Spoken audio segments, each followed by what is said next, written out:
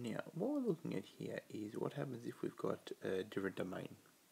So if we're looking for values of a coefficient, normally it's x or theta, here we've got a and t, but our domain is different. So what we're going to do, we're going to try and solve this for a over this domain. Then we're going to solve this thing for t over this domain. So it's about changing domains. Now, because we have 1 as a coefficient of whatever we're searching for, this stays the same. This doesn't change, so we can't change it at all. So first thing we've got to do, starting with t, rhymes with repose, is this equation. We've got to transpose it. So we've got 4 sine of a equals 5 minus 3, which ends up being 2, and then we'll get a sine of a equals 2 on 4, which equals a half. Now for my triangles, opposite over hypotenuse, 1 over 2, I know that is pi over 6. So this tells me that a equals, because it's positive, that's what we look for. However, it changes up a little bit. If we go from negative 2 pi to 0, so we start at 0, we have to go back 1 revolution to negative 2 pi. So we're going to be searching from negative 2 pi, we're going to go off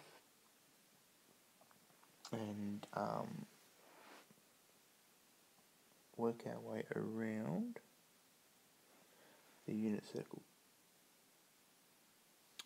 So if we're starting at negative 2 pi, then we're at negative pi, and then at 0. So I'm just going to put that in, negative 2 pi, and this is negative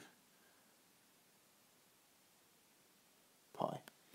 So we're going to start off at negative 2 pi, and I know there's one going to be here at there. So we've got 2 pi plus pi over 6 over its negative 2 pi. So this tells me that a equals negative 11 pi on 6, because this is negative 2 pi plus pi on 6. So negative 12 pi over 6 plus pi over 6. Now, because it's sine, because positive, we've got another one here. So it's going to be just less, or just before we reach negative pi. So we're going to start there, we're going to go all the way around. So it is going to be negative pi, but it's going to be reduced out a little bit more. So we're not quite at negative pi, we are at negative pi. Now we're going backwards, pi on 6. So that means we are at negative 7 pi over 6. So this is 7 pi over 6 for our solutions there. Now, a little bit different.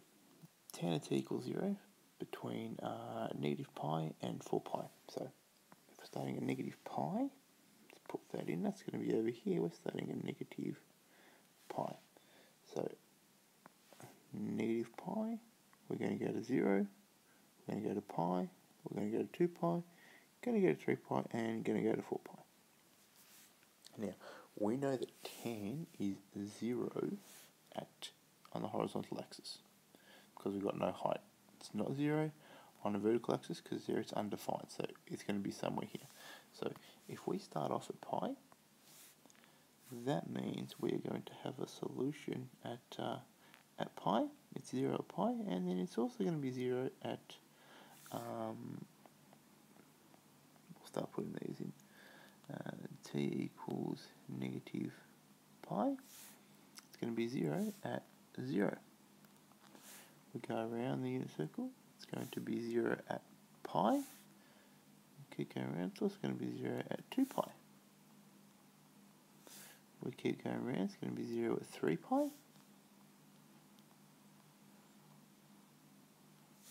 And then we keep going, and it's going to be 0 finally at 4 pi. So they're the steps that we need to take. We have a look at our domain. That's what we're working with. Good idea to mark your starting points over here, -2, so that's what we marked. And we know we're going to go out to 0, so we're going to do one full revolution. And then from there, transpose if you need to, state your values, and solve.